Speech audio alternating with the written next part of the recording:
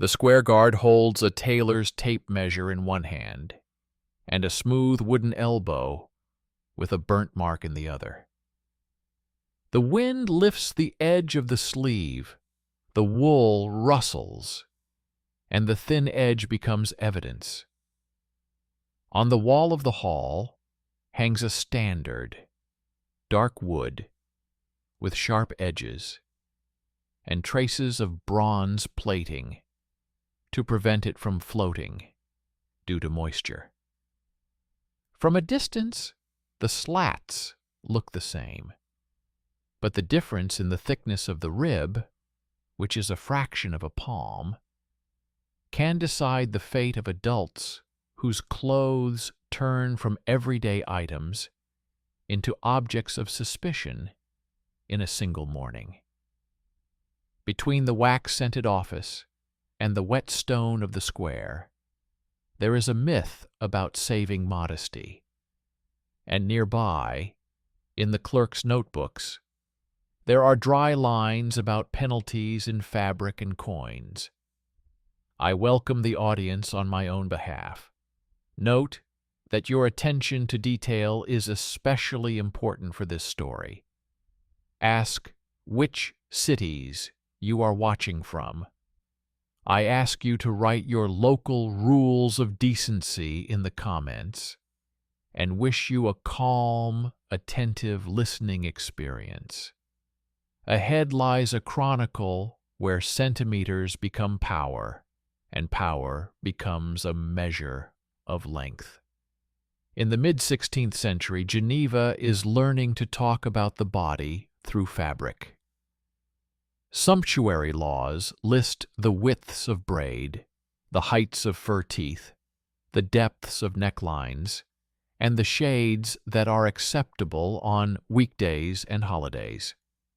The consistory compiles protocols of dress code matters, street, time, description of cut, presumed excess. Nearby, in the income and expenditure books, fines paid in coins and material cuts are neatly recorded. The city storeroom is bursting with fabric, as if piety could be rolled up into rolls. The myth promises moral equality, but the document shows a cash register in which every extra palm's width sounds like a convenient income. Under the polished word modesty lies artisanal geometry. The guilds have their own elbow, hanging on a chain in the Hall of Measures, with marks and the stamp of the elders on its edge. The guard has its own ruler, movable, with a sharpened nose. In the wind, the fabric breathes, the tape is stretched, and the guard's edge easily makes any hem excessive, without any malicious intent on the part of the master. In the square, the dispute is short and spectacular. Protocol, scissors, cut. On paper, the dispute drags on longer. A request for verification, failure to deliver to the wall, a final record of collection. Thus, the centimeter turns into a tax, and morality into a convenient tool for collecting it.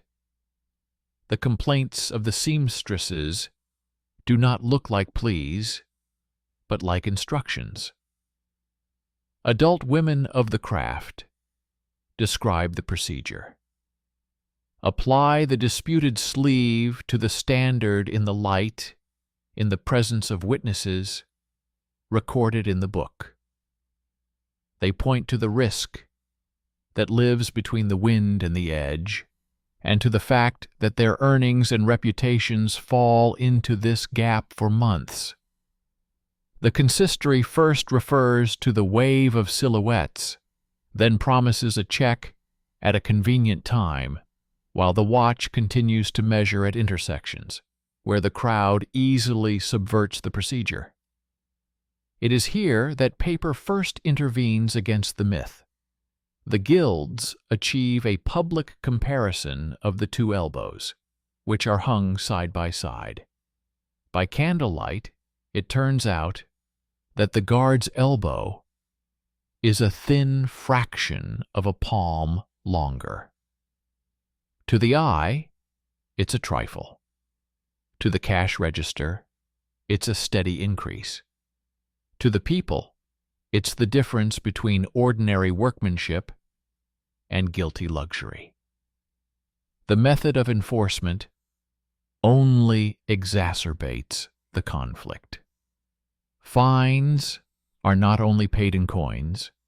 Fur strips are used to upholster halls.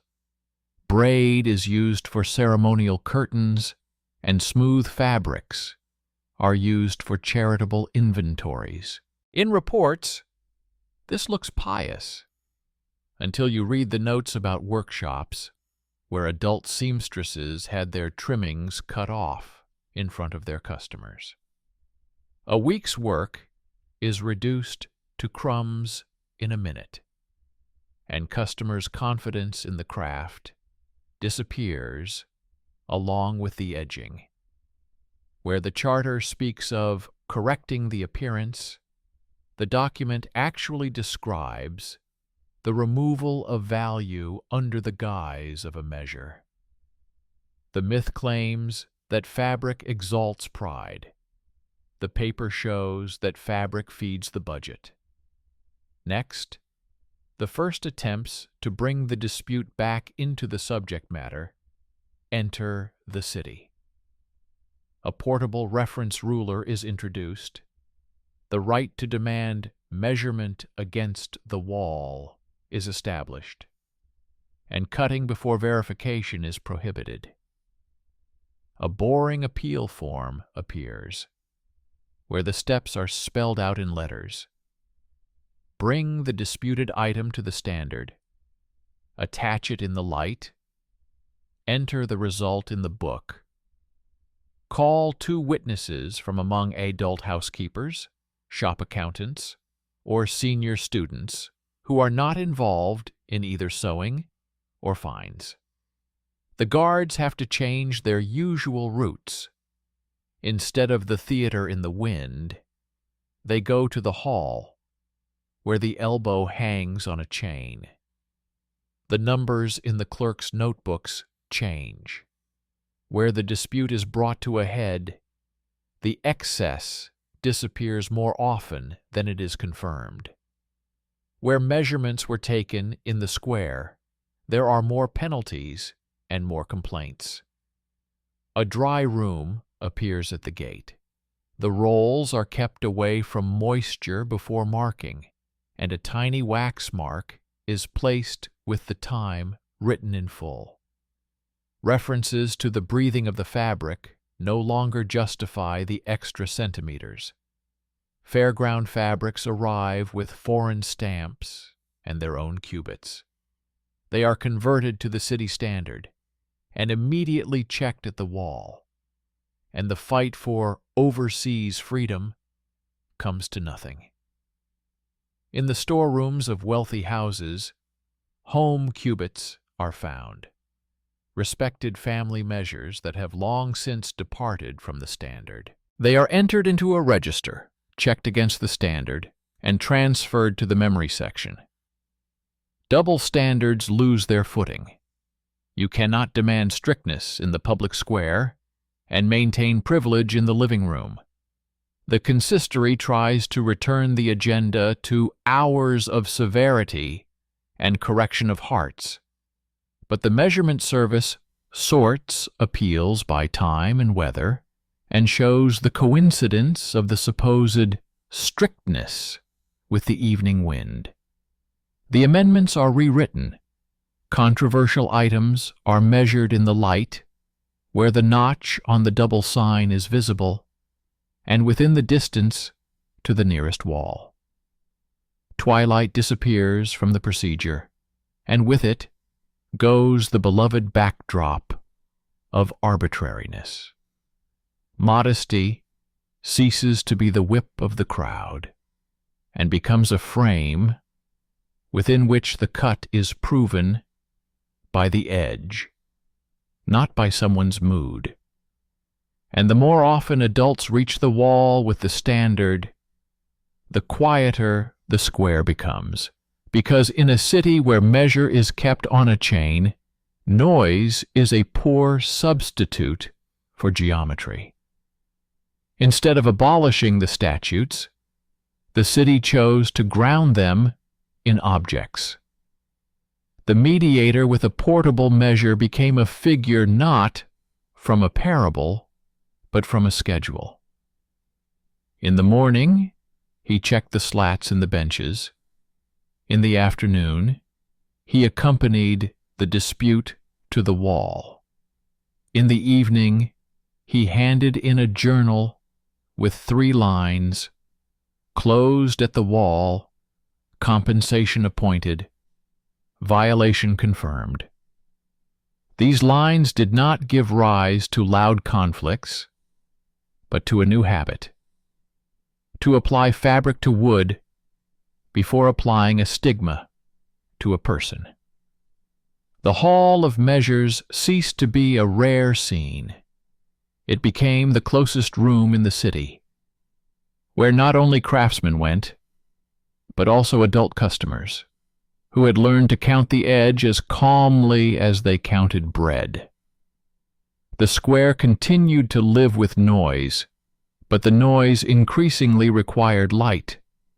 The dispute now demanded candles more than voices. Scales were brought in next to the measuring room. Dyers hung tables of shades with sample ribbons at the doors, each strip marked within the limits with the foreman's signature, so that disputes over too cheerful colors would not turn into a process of persuasion.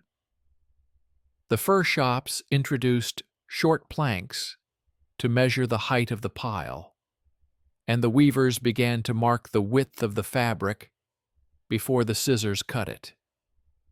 The ribbons were placed in rigid cases with a control tension mark, and the subtle trick of invisible tightening disappeared along with the possibility of stretching the truth to a convenient size. Boring devices did more than entire sermons. They moved the conversation about the body from the realm of speculation to the realm of measurable things, where morality does not disappear, but ceases to replace mathematics. The tension shifted to where ordinary eyes rarely look, to the accounting department. Confiscations brought quick money. Appeals required expenses. Clerks, witnesses, candles. Bronze overlays for the edges of portable rails. In the short term, it seemed that the city was sacrificing income for the whims of dressmakers. In the long run, when trade downtime, fare disruptions, crowds, and credit risks were added up on a single sheet, the numbers looked different. The market's steady revenue outweighed the penalty of flickering profits, and repairing damaged stalls was more expensive than paying for the measuring service. The table where these 4 rows were combined for the first time looked like simple geometry of salvation: less arbitrariness, fewer crowds, more trade, more even taxes. Without words, it became clearer why statutes should be kept on a chain and not in someone's hand. With the reconstruction of the measure, shadows that had been born along with order came to light. There were fake labels within the limits of the rib, crudely printed and deftly glued to expensive finishes. By candlelight, the forgery withstood a cursory glance and fed old schemes for profit. The measurement service responded not with zeal, but with technology. It introduced a double mark on the fabric and on the edge of the tape, with a microscopic notch, visible only in a dry room inside light, and mixed sand into the sealing wax so that a torn label would leave a rough scar. After that, any cut without a genuine mark no longer looked strict. It looked empty. The dispute almost automatically went to the wall and fell apart there into neat lines in the journal. Foreign elbows at fairs required diplomacy. The old city liked to turn overseas breadth into a reason for humiliation at the gates, while the new city chose coefficients. Foreign measures were converted into local ones according to a pre-recorded ratio and immediately checked at the wall. Merchants initially complained that the tables were drying up trade, but after a week, they recognized that the silence at the outpost was more useful than nighttime reprimands. The pungent smoke of the fires disappeared from the square, leaving the dry air of a dry room, where fabric answered questions better than any moralizing. The honorable elbows in the storerooms of wealthy houses also had their moment. They were entered into a register, checked, and either relabeled or transferred to the memory section. This closed the door on the beloved double standard. It was no longer possible to demand strictness below and pull strings above. This decision did not smell like victory, but rather like a sawed-off board. Yet for the first time it equated the home with the market and family honor with public measure. In the documents, it remained a short point, but on the city stairs, it became quieter, from the footsteps accustomed to touching privileges. An attempt at revenge came in the guise of hours of severity. A number of zealous watchmen proposed reducing the permissible widths at specific intervals to cool passions. The paper asked not about passions, but about the rib. The portable service sorted the appeals by time and weather, and showed that the proposed hours coincided with the evening wind, when any sleeve widens without sin. The idea was dropped, and an amendment was made. Controversial items should be measured in light, sufficient to read the notches on a double sign, and within walking distance of the nearest wall. Twilight was removed from the procedure, along with the beloved scenography of arbitrariness. Within the craft, the change became apparent in the return of imagination. When boundaries are defined not by emotion, but by risk, beauty does not flee into transgression. It learns to live within the frame. An expression that previously sounded like an oxymoron appeared. Modest luxury, not poverty, but precision. Fur teeth became smaller and neater, braid became more cunning and denser, and the fit became more precise without excess fabric. Adult customers stopped whispering at the doorways because each doorway now had a short plank hanging from it, a copy of the standard. Adult seamstresses stopped sewing with a margin of fear, returning the allowance to the craft, not the crowd. The appeal procedure was supplemented with another detail that resolved the shameful theatricality. 2 witnesses were added to the list of mandatory participants, an adult house manager and an adult accountant from the neighborhood, who were not involved in either the sewing or the fines. Their names were published in advance, their signatures were placed next to the seal, and the gossip lost its ground. Where a witness is a function rather than a figure, even jealousy gives way to routine. On the same pages, a rule of seasonal measurement roll call was approved.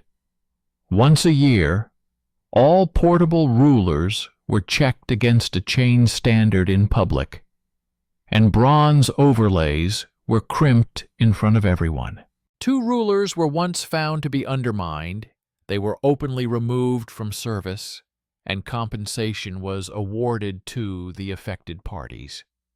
The city chose the risk of admitting a mistake over the pleasure of hiding it, and this strengthened trust more than any display of severity. The poor noticed the changes before the rich did. Where once a scarf could easily be called too cheerful and result in a fine, now a ribbon and a board were required. Shops with fair procedures were more willing to give credit. The risk of sudden confiscation was gone, and with it went the habit of imposing the costs of someone else's morality on the poor. The accompanying inventories were supplemented with miniature signs reading "within limits," and family disputes became less likely to turn into public trials. Modesty ceased to be a reason for humiliating the weak. It became a common language of measures accessible to all adults who knew how to read the risks. By the end of the fair cycle, the consistory's codes had changed, not in tone but in structure. Traditional references to correcting hearts gave way to dry charts. How many dressy cases ended at the wall? How many were accompanied by compensation? How many were recognized as violations of the standard? It became more profitable for the guards to measure correctly the first time than to drag disputes to the wall and lose in front of witnesses. The council linked this boring arithmetic to the budget. The costs of the measuring service were moved from the temporary section to the necessary section, equating it to scales and measuring rods. The charter ceased to be a slogan and became part of urban engineering, something that most people use without even remembering its origins. The quietest confirmation of change came from the markets in bad weather. When damp winds blew in from the river, suspicions flared up at intersections, as in the old days. Now, alongside the first flash of suspicion, a table appeared with a copy of the standard and a portable ruler. Where crowds had gathered before, now fingers gathered, placing the edge against the wood. The square did not become kinder. It became more objective. And this was exactly what the story of the centimeters of power demanded. To return power to an object that cannot flatter or take revenge. A straight edge with a mark, keeping the same length for everyone who is ready to go to the wall. Clerical routine gradually crystallized what had previously been passed off as piety. Measurement became infrastructure. In court records, next to the scales for grain and barrel measures, a line appeared about cutting. In estimates, there was a separate item for the measuring service, not as a temporary one, but as a permanent one, along with bridge security and ditch cleaning. The standard cubit was fixed with a description in letters and a drawing of lines hung on a chain, and copies were made according to a single procedure under 2 seals. Portable rulers were given bronze overlays so that the edge would not float from a greedy hand. Once a season, a public verification was carried out. Clerks wrote down the dates in full, witnesses signed, and the registers were replenished with verifications without pathos. In the columns, matched, discrepancy, removed from service. 2 slats were once removed for a worn edge, and the cases where they were used were recounted with compensation. They were punished not by the crowd, but by the line, thereby saving trust in the other lines. Benches, dye shops, and fur rows responded with craftsmanship and ingenuity. Short planks were hung at the doors at the height of the pile, and sample ribbons of shades marked within the edge. Weavers began to stamp the width of the fabric before cutting. Expensive finishes were given small labels with a double mark on the fabric and on the edge of the ribbon, with sand powder under the sealing wax and a notch that could only be read inside lighting. Fake labels no longer withstood the dry room, and confiscations without authentic traces looked empty and went to the wall almost automatically. At the gates, the diplomacy of coefficients for overseas elbows took root. Foreign measures were converted into city measures, immediately checked against the wall, and fair nights ceased to smell of punitive bonfires. In the storerooms of wealthy houses, home cubits were relabeled or sent to memory, closing the door to privileges, where the fabric had long lived according to family length. The consistory changed its tone. Instead of hours of severity, gratitude to those who measure honestly. Instead of theater, a reference to the Charter, in which cutting, without verification, is prohibited, and the path to the wall is the same for all adult participants in the matter. The clerks stopped describing the wave of silhouettes and began to count the cases brought to the standard in the light. Witnesses, housekeepers, and accountants turned from rare figures into a function of the procedure, and the gossip softened, finding no stage. In the income and expenditure books, the place of the punitive, flickering profit was taken by a steady stream of taxes, fewer arbitrary cuts, fewer crowds, fewer disruptions to fairs, calmer credit for small traders. This dry chain cost the city peace more than spectacular severity. The poor felt the result first. Shawls ceased to be an accusation, debts ceased to be a trap, and dowry inventories ceased to be a public shame. Miniature tables within the limits of the rib equalized the thresholds of houses with their area, just as scales had once equalized the markets. In bad weather, the first thing to appear in the markets was not the guard, but a portable ruler, a table with a copy of the standard, a candle, a tape measure, a notebook. Fingers touched the edge of the wood, and where voices had once boiled over, geometry now cooled. Attempts at revenge, to reduce the permissible widths for special hours, to return the living sense of proportion instead of the board, faded away at the first breakdown of appeals due to time and weather. The wind was a street element, not a temperament, and from now on had no power over someone else's sleeve. The Charter neatly pulled the measure into the law.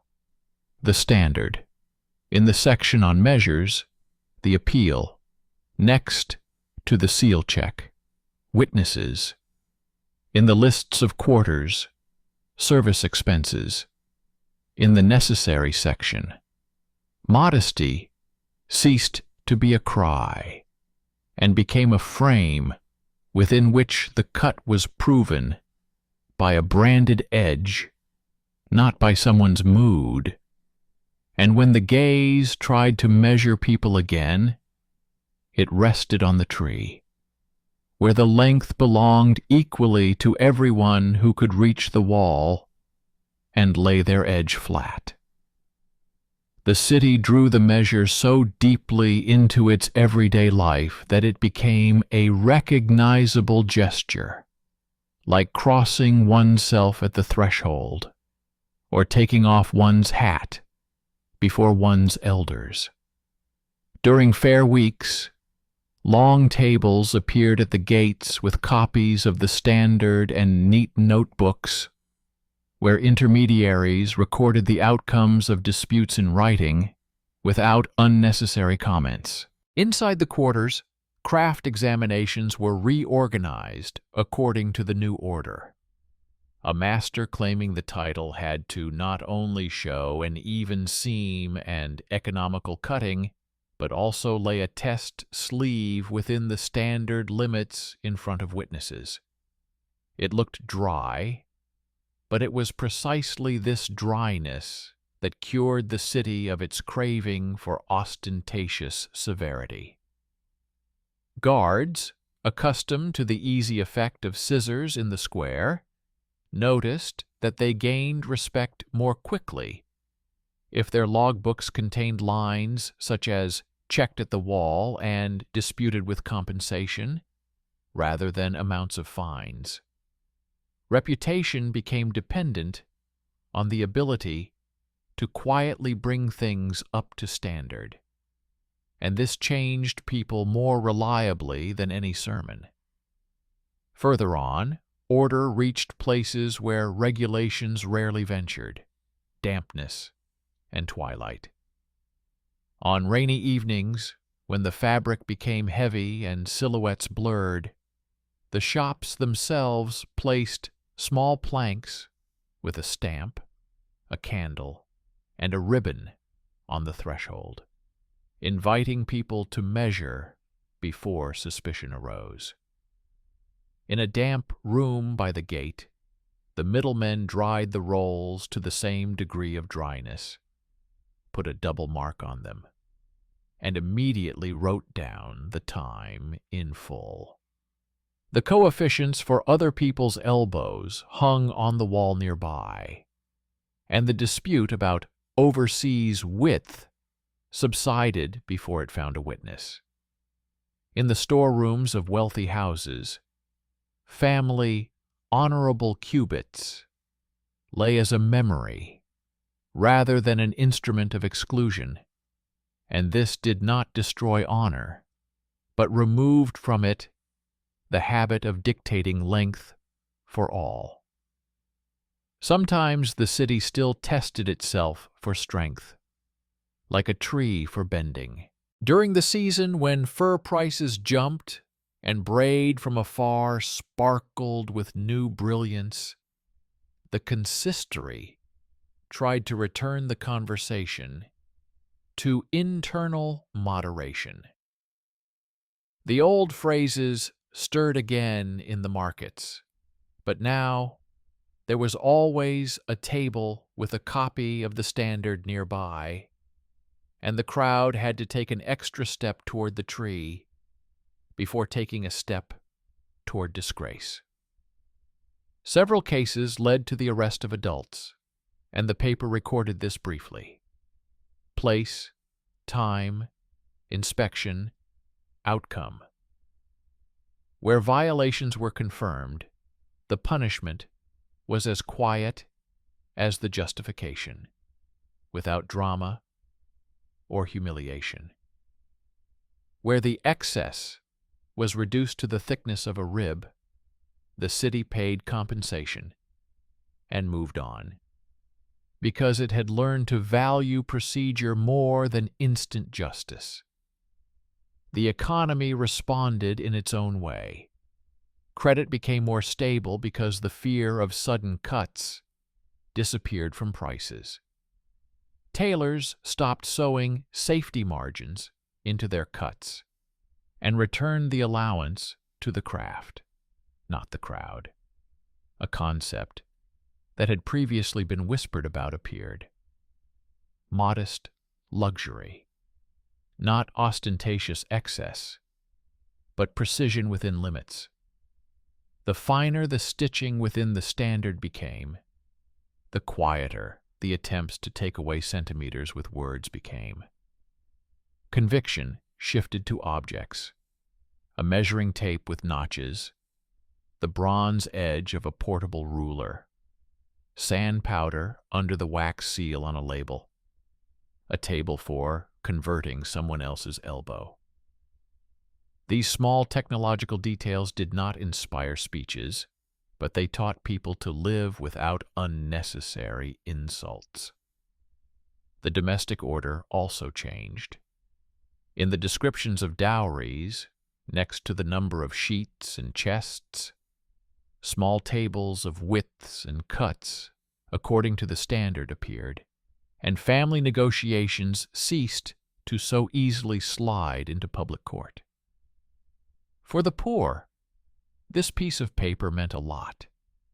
A handkerchief was no longer a trap, but something that could be attached to a tree. Shops were more willing to offer installment plans because the risk of confiscation had vanished like tobacco smoke from a window.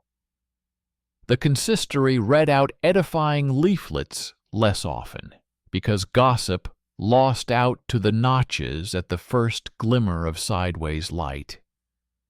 Where the city had previously gained a sense of its own righteousness at the expense of others, it now gained stability at the expense of equal length for all.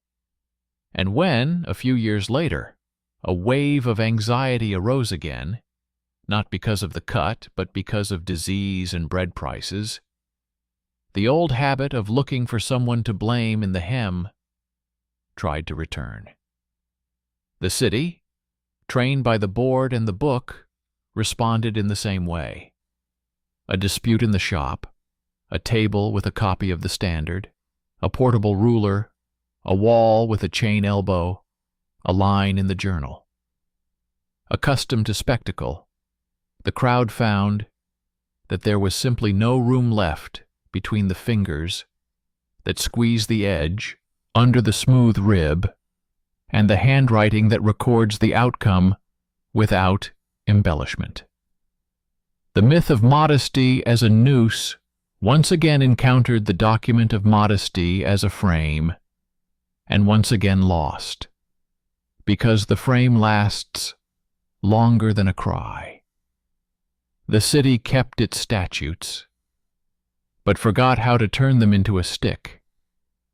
And while the tree with the risks hangs on the wall, and the form for the path to this wall lies on the table, the centimeters remain where they belong, in an object that knows neither flattery nor revenge, and therefore best protects human dignity. By spring, measured discipline had become part of the city's breathing exercises. In the markets, they first raised the blinds, placed a copy of the standard on the table, and only then put out the tape measure and leather. A simple logic took root in this order. First the rib, then the glance. Where it was observed, sudden scenes with scissors disappeared. Where people were lazy, old habits brought back the hissing of the crowd. Several neighborhoods did not want to accept new expenses for candles and intermediaries, and it was there that a case broke out in which there was everything: closed elbows, a foggy evening, expensive finishes. An adult customer left the shop with a raincoat whose collar stretched toward winter. The guards considered the width excessively joyful, cut off the teeth on the spot, and recorded their trophies in their notebook. In the morning, the mediator brought the dispute to the wall, applied the cut edge to the chain elbow, and noted that even after the cut, the excess was not confirmed. Compensation was awarded not in fabric, but in coins at the average price per palm width, and the two guards were suspended for measuring with an unapproved ruler. The lesson proved to be more valuable than any edifying leaflet. Within a week, copies of the standard plank appeared at all thresholds in that quarter, and the benches began to hold the dispute in place until a portable measure arrived. Gradually, the pleasure of loud exposés gave way to respect for the pure procedure. The guards stopped competing for the number of fines and began to count the rows aligned against the wall as a personal source of pride. Guilds, whose masters had previously sown with a margin of fear, returned the allowance to the craft and began to prove their taste within the margin rather than above it. Dyers stopped justifying themselves with the joy of shade and brought out palettes marked within the margin, so that the dispute over color would no longer mask the dispute over centimeters. Fur shops adopted short slats for pile height, and the language of winter generosity became a craft value rather than a street emotion.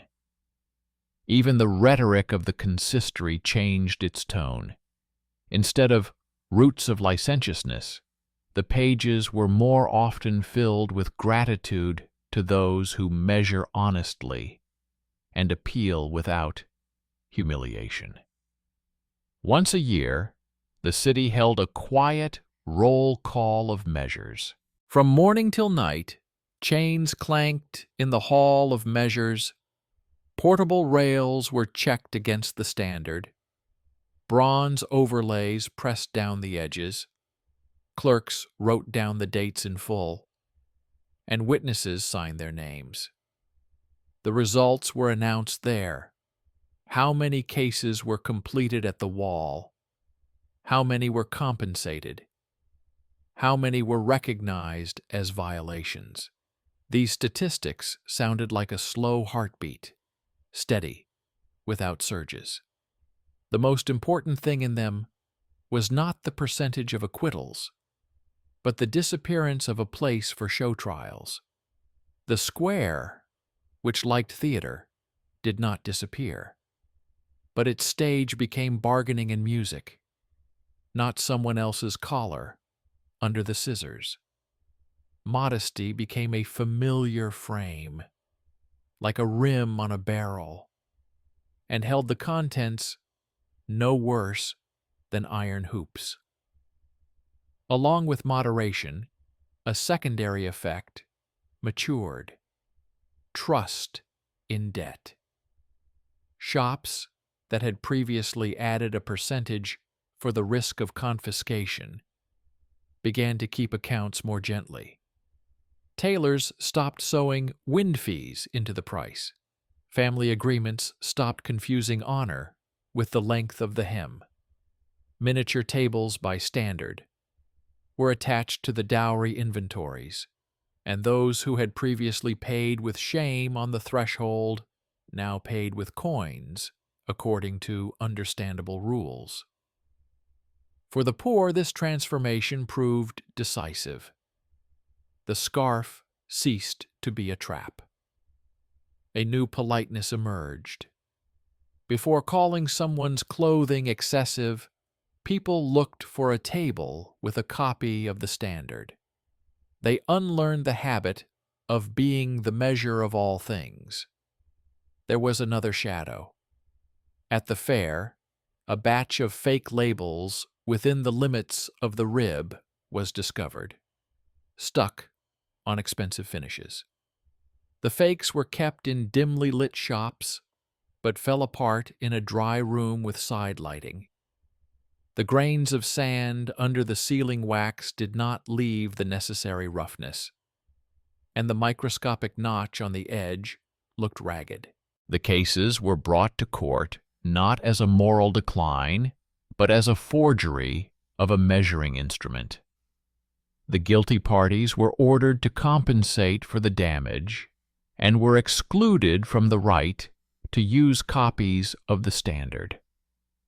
At that moment, it became clear that the measure was not just a ruler, but an ecosystem of small details: light, air, stamp, bronze, sand. Arbitrariness finds it difficult to survive when every element requires the same honesty. The nuance with foreign elbows remained even after the coefficients. New fabrics with stamps from distant cities arrived periodically, and the dispute once again sought a gap between hospitality and suspicion. The portable service kept updated conversion tables on the tables and dry sheets with time marks at the gates so that no one could refer to sea air or road dampness. After a season, it became clear that accepting foreign measures on equal terms not only increased the income of the fairs, but also improved the discipline of their own. Where people saw how easily foreign widths could be reduced to local edges without humiliation, they stopped believing in the old tales of silhouette distortion. The decisive turning point manifested itself in an inconspicuous thing: in the silence during arrests. Previously, any adult who was detained became part of a spectacle. Now his path lay not through the crowd, but through the table, the rail, and the walls of the courtroom. Detentions were short, punishments predictable, and compensation immediate. The adolescent thirst for shame gave way to a maturing order. The city retained its statutes, but learned not to use them as a whip. This did not make people better. It made them freer from the hand of another on their sleeve. And when the next season brought anxieties related not to fabric, but to the price of bread or disease, the city reached not for scissors, but for tables and procedures. Because once an honest length is learned, it teaches respect for honest weight. In the final phase of the reform, the court added a paragraph to the charter that quietly became the most important one: the right of any adult participant in the dressy business to go to the wall without payment and without intermediaries if the portable service is busy. The duty of the guards to accompany the dispute to the standard, not to the square. Removal for repeated attempts to measure with an unapproved ruler. This paragraph deprived arbitrariness of its last refuge: speed. Speed was its best ally, because noise is always faster than procedure. When noise lost its advantage, the city finally changed its reflex. Instead of looking for the guilty party with its eyes, it looks for the rib. The remaining changes affected language.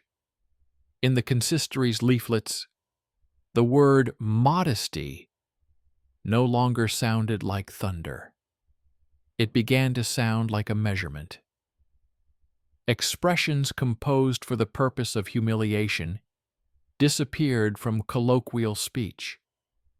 They were replaced by terms composed for work.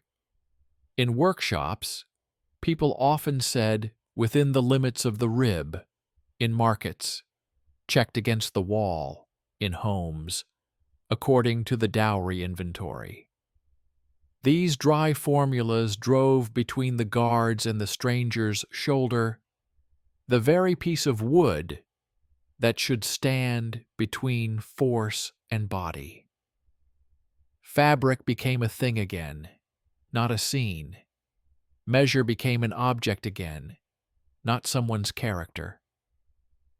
And therein lay the main victory. The centimeters of power returned to the branded wood, where they serve everyone equally and flatter no one.